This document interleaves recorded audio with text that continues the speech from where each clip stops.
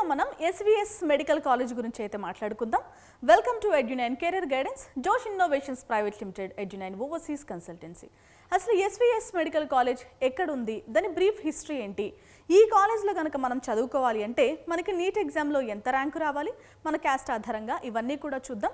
అలాగే అసలు MBBS course చేయడానికి ఎలిజిబిలిటీ క్రైటీరియా ఏంటి, మీకు ఏజ్ లిమిట్ ఏదైనా ఉండాలా, లేదు అంటే ఇతర వివరాలు అన్నీ కూడా మాట్లాడుకుందాం. మన ఛానల్లో మీరు చూసినట్టయితే ప్రతి మెడికల్ కాలేజ్ గురించి, అది ప్రైవేట్ అయినా గవర్నమెంట్ అయినా, అన్ని కాలేజెస్ గురించి అయితే వీడియోస్ చేస్తున్నాం. చాలామంది కామెంట్ల రూపంలో వాళ్ళ డౌట్స్ కూడా తెలియజేస్తున్నారు, అవన్నీ కూడా క్లారిఫై చేస్తాం. సో ఈ కాలేజ్ గురించి అయితే బ్రీఫ్గా ఇన్ఫర్మేషన్ తెలుసుకుందాం ఈరోజు. ఈ కాలేజ్ ఎప్పుడు ఎస్టాబ్లిష్ చేశారంటే 1999లో అయితే ఎస్టాబ్లిష్ చేయడం జరిగింది. శ్రీ వెంకట సాయి ఎడ్యుకేషనల్ సొసైటీ ద్వారా అయితే ఫస్ట్ మనకి కాలేజ్ని అయితే ఎస్టాబ్లిష్ చేశారు. ఎక్కడ ఉంది లొకేషన్ అంటే ఎనుగొండ, మహబూబ్ నగర్ జిల్లాలో అయితే ఉందండి, తెలంగాణ రాష్ట్రంలో. ఓకేనా, మనకి తెలంగాణలో ఉన్న ప్రతి కాలేజ్ కూడా, మెడికల్ సెక్టార్కి చెందిన ప్రతి కాలేజ్ కూడా Kaloji Narayanarao university of health sciences దీని అండర్లోనే ఉంటుంది. ఇది మనకి వరంగల్లో ఉంది. అసలు ఈ కాలేజ్ గురించి కూడా వీడియో చేద్దాం అనుకుంటున్నాను. సో మీకు అవసరం అంటే కనుక కామెంట్ చేయండి, వీడియో చేస్తాం. మనకి అసలు ఎగ్జామ్స్ కండక్ట్ చేయడం, కౌన్సిలింగ్ చేయడం, మీకు వచ్చిన ర్యాంక్ ఆధారంగా మీకు ఏ కాలేజ్ సూట్ అవుతుంది, సెట్ అవుతుంది, మీరు ఆప్షన్స్ పెట్టుకుంటారు కదా. సో అవన్నీ కూడా వీళ్ళే టేక్ కేర్ చేస్తారు. నోటీసులు ఇవ్వడం, ఇంపార్టెంట్ నోటీసులు. సో ఎప్పటికప్పుడు మీరు కౌన్సిలింగ్ పూర్తయ్యేంత వరకు కూడా Kaloji Narayanarao university of health sciences వెబ్సైట్ని ఖచ్చితంగా ఫాలో అవుతూనే ఉండాలి. ఓకేనా. టోటల్ ఇంటేక్ ఎంత స్టార్టింగ్లో అంటే మనకి 100 సీట్లతో అయితే మనకి కాలేజ్ స్టార్ట్ అయింది, ఎంబీబీఎస్ సీట్లతో. తర్వాత దాన్ని 150 సీట్లకైతే ఎక్స్పాండ్ చేసుకున్నారు. ఓకేనా, రైట్. ఇక్కడ పోస్ట్ గ్రాడ్యుయేషన్ కోర్సెస్ ఆఫర్ చేస్తున్నారంటే ఎస్, ఆఫర్ చేస్తున్నారు. సో ఎన్ని సీట్లు ఉన్నాయి, 119 పీజీ కోర్స్ సీట్లు అయితే ఉన్నాయండి. ఎన్ని డిపార్ట్మెంట్స్ ఉన్నాయంటే 16 డిపార్ట్మెంట్స్ అయితే ఉన్నాయి. సో ఆ కోర్సెస్ ఏంటి కూడా మాట్లాడుకుందాం, ఇంటేక్ ఎంత కూడా చెప్పుకుందాం. ఓకే, ఇక ఇన్ఫ్రాస్ట్రక్చర్ గురించి మాట్లాడాలంటే మీకు ఎయిర్ కండిషన్ లెక్చర్ హాల్స్ అయితే ఉన్నాయి, సెంట్రల్ లైబ్రరీ కూడా ఉంది, 15,000 కంటే ఎక్కువ పుస్తకాలు ఉంటాయి, జర్నల్స్ కూడా ఉంటాయి, ఆడిటోరియం ఉంది, కంప్యూటర్ ల్యాబ్స్ ఉన్నాయి, మోడర్న్ హాస్టల్స్ కూడా ఉన్నాయి. ఇక టీచింగ్ హాస్పిటల్ అనేది కంపల్సరీ ఉండాలి కదా. ఒక మెడికల్ కాలేజ్కి పర్మిషన్ కావాలి అంటే టీచింగ్ హాస్పిటల్ అనేది మస్ట్ అండ్ షుడ్గా అవసరం. సో మినిమం ఒక 300 బెడ్డెడ్ హాస్పిటల్ ఉంటే కానీ కాలేజ్కి అనేది పర్మిషన్స్ ఇవ్వరు. ఓకే, ఎంత 750 మల్టీ స్పెషాలిటీ హాస్పిటల్ అయితే వీళ్ళకి అటాచ్ అయి ఉంది ఎస్విఎస్ మెడికల్ కాలేజ్ వాళ్ళకి. సో ప్రాక్టికల్స్కి మీకు ఎలాంటి ఇబ్బంది ఉండదు. మీరు ఒక కాలేజ్ని సెలెక్ట్ చేసుకుంటున్నప్పుడు మస్ట్ అండ్ షుడ్గా ఓపీడీ డేటా కూడా చెక్ చేసుకోవాలి. అంటే ఎంతమంది అవుట్ పేషెంట్లు వస్తున్నారు, సో ఎలాంటి ట్రీట్మెంట్లు నడుస్తున్నాయి, వాళ్ళ దగ్గర ఉన్న ఇన్ఫ్రాస్ట్రక్చర్ ఏంటి, ఎక్విప్మెంట్ ఎలా ఉంది, రోబోటిక్స్ ఉన్నాయా, సో అడ్వాన్స్డ్ టెక్నాలజీ వాడుతున్నారా, ఇవన్నీ కూడా మీరు చెక్ చేసుకుంటే మీకు ఫర్దర్గా ప్రాక్టికల్స్ నాలెడ్జ్ కానీ, లేదు అంటే మీరు ఆపరేషన్ చేయాల్సిన టైంలో కానీ కొన్ని క్రిటికల్ కేసెస్ కూడా వస్తూ ఉంటాయి. సో అంతకుముందు ఎప్పుడు చూడకపోవచ్చు, అలాంటివి ట్రీట్ చేయడంలో కూడా మీకు చాలా యూజ్ అవుతాయి. మనకి తెలంగాణ, ఆంధ్రప్రదేశ్, కర్ణాటక, సో ఈ 3 రాష్ట్రాలకు చెందిన పేషెంట్స్కి అయితే వీళ్ళైతే ట్రీట్మెంట్ అయితే అందిస్తున్నారు. నేను చెప్పాను కదా, ఓపీడీ అప్రాక్సిమేట్గా 800 కేసెస్ అయితే ఉన్నాయి ప్రతిరోజుకి. ఓకే, సో చాలా మీకు ప్రాక్టికల్ నాలెడ్జ్కి చాలా ఉపయోగపడే కేసెస్ వస్తూ ఉంటాయి. రైట్, ఇక ఎస్విఎస్ మెడికల్ కాలేజ్లో అంటే దానికి అటాచ్ అయిన హాస్పిటల్లో పర్టికులర్గా ఈ డిపార్ట్మెంట్, ఆర్థోపెడిక్స్ డిపార్ట్మెంట్ అయితే చాలా స్ట్రాంగ్గా ఉందని చెప్తున్నారు. హై సర్జికల్ వాల్యూమ్, సో ఇక్కడ పర్టికులర్గా వీళ్ళైతే మెన్షన్ చేశారు. రైట్, ఇక క్లినికల్ ఫెసిలిటీస్ ఏమున్నాయంటే మోడర్న్ ఓటీస్ ఉన్నాయి, ఐసీయూ ఉన్నాయి, ఐసీసీయూ ఉన్నాయి, ఎన్ఎస్సీయూ ఉన్నాయి, క్యాజువాలిటీ అండ్ ఎమర్జెన్సీ సర్వీసెస్ అయితే ఉన్నాయి. సో క్రిటికల్ యూనిట్ కూడా చాలా స్ట్రాంగ్గా ఉందండి. రైట్, ఇక నెక్స్ట్ మనం ఎలిజిబిలిటీ క్రైటీరియా గురించి మాట్లాడుకుందాం. ఎంబీబీఎస్లో మనకి అడ్మిషన్ రావాలి అంటే మనం 10+2, మనం ఇంటర్మీడియట్ అంటాం కదా. సో ఇంటర్మీడియట్ అనేది కంప్లీట్ చేయాల్సిన అవసరం ఉంటుంది. చాలామంది బైపీసీ చదువుతుంటారు, కొంతమంది ఎంబైపీసీ కూడా చేస్తూ ఉంటారు. IIITలో మనకి మోస్ట్లీ ఎంబైపీసీ కోర్సెస్ మాత్రమే ఉంటాయి.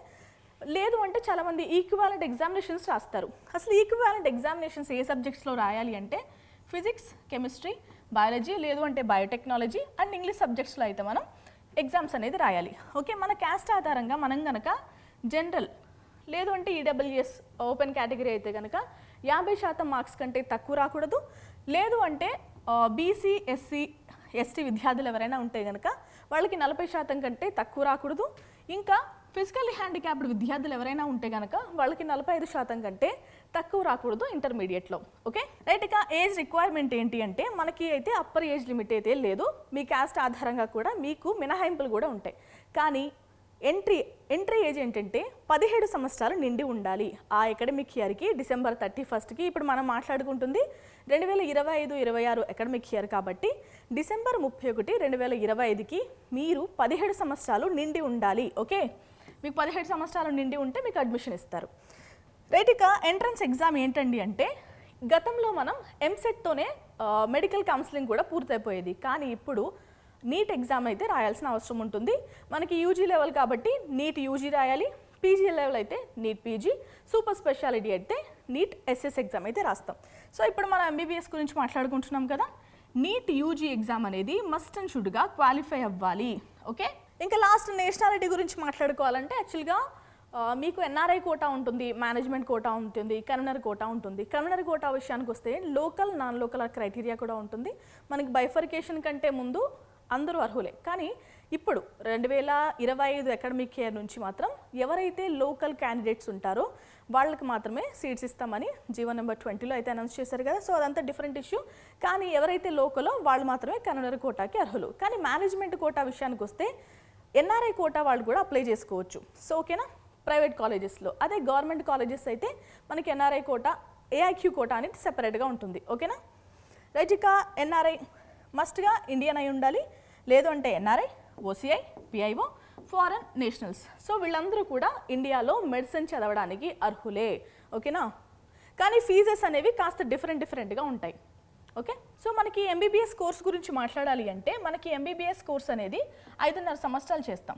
4.5 సంవత్సరాల కోర్స్ చదువుతాం. 1 సంవత్సరం మస్ట్ అండ్ షుడ్గా చేయాల్సిన ఇంటర్న్షిప్ అనేది చేయాల్సిన అవసరం ఉంటుంది. సో ఈ 5.5 సంవత్సరాలు ఎవరైతే చదువుతారో వాళ్ళు మాత్రమే డాక్టర్ అనిపించుకుంటారు. మనకి సీట్స్ ఎలొకేషన్ ఎలా ఇస్తారండి అంటే 50 సీట్లు అనేది స్టేట్ కోటా, మిగిలిన 50% అనేది మేనేజ్మెంట్ కోటా. ఇదేంటి ప్రైవేట్ కాలేజ్ కాబట్టి. అదే గవర్నమెంట్ అయితే మనకి ఎంసీసీ కోటా, ఎంసీసీ కౌన్సిలింగ్ ద్వారా ఫిల్ అయ్యే ఏఐక్యూ కోటా ఉంటుంది. సో అదంతా మనం ఆల్రెడీ మాట్లాడుకున్నాం. గవర్నమెంట్ కాలేజెస్ వీడియోస్ చూస్తే మీకు అర్థమవుతుంది. సో ఈ 50 సీట్స్ అంటే 150 టోటల్ సీట్లు వచ్చేసి 150 కదా.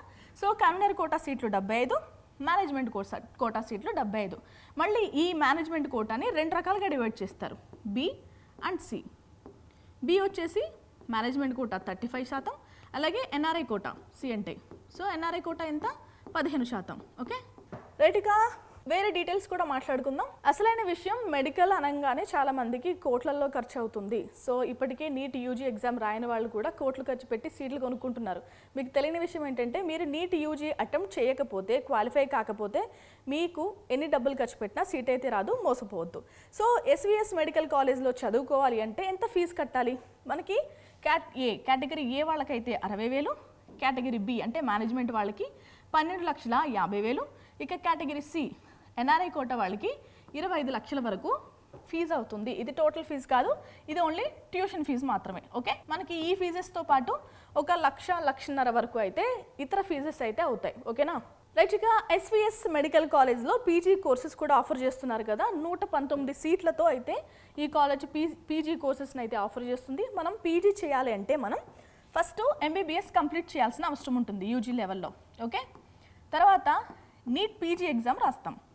నీట్ పీజీ ఎగ్జామ్లో కనుక క్వాలిఫై అయితే మీరు పీజీ కోర్స్ చేయడానికి అర్హులన్నమాట. పీజీలో మనకి డిఫరెంట్ ఉంటాయి. ఎండీ చేసేవాళ్ళు ఉంటారు, ఎంఎస్ చేసేవాళ్ళు ఉంటారు, డిప్లొమా చేసేవాళ్ళు ఉంటారు, క్లినికల్, ప్రీ క్లినికల్, పారా క్లినికల్, ఇలా డిఫరెంట్ కోర్సెస్ అయితే ఉంటాయి.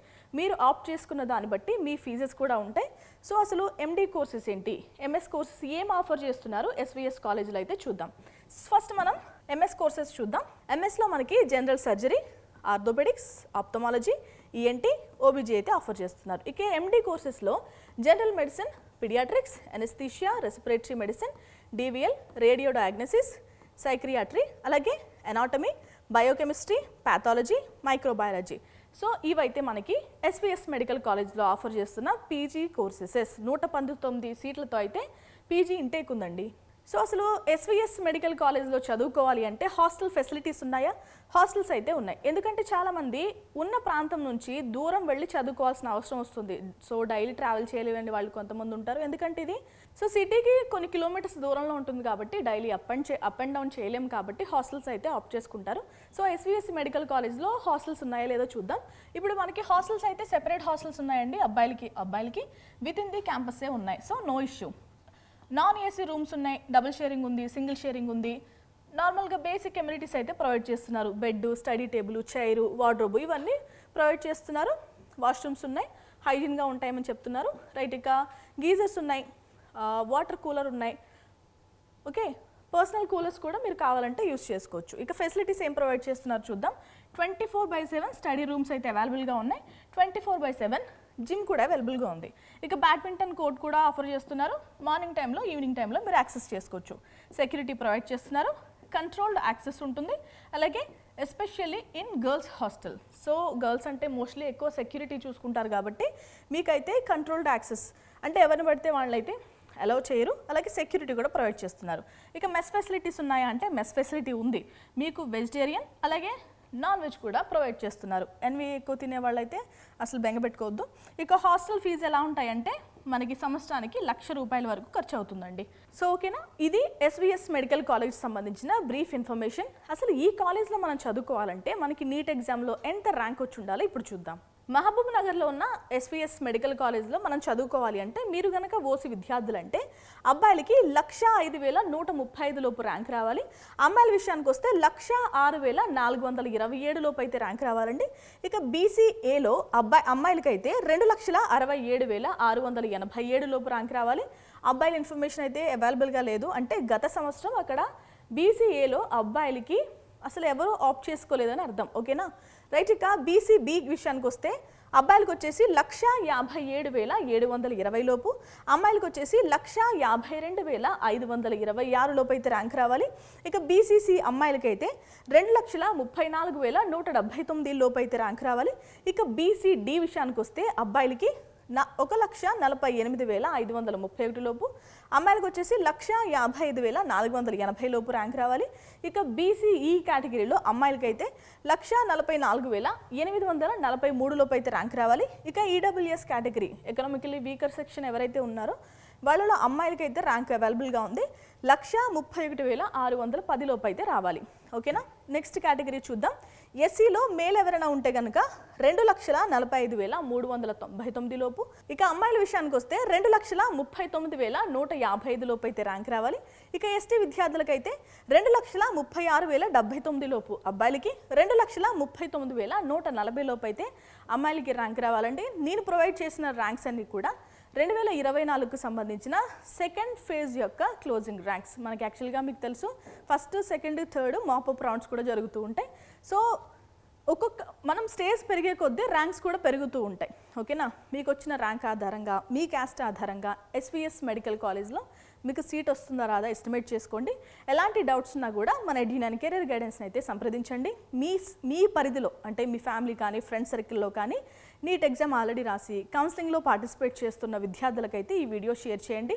ఎందుకంటే వాళ్ళకి కనీసం బేసిక్ ఇన్ఫర్మేషన్ కూడా తెలియకుండా, లేదంటే ఇలాంటి ఇన్ఫర్మేషన్ గ్యాదర్ చేయాలంటే మీకైతే చాలా టైం పడుతుంది. సో మీ టైం సేవ్ చేయడానికి నేను వీడియోస్ చేస్తున్నాను. సో మీ ఫ్రెండ్స్కి కూడా షేర్ చేయండి. Thanks for watching.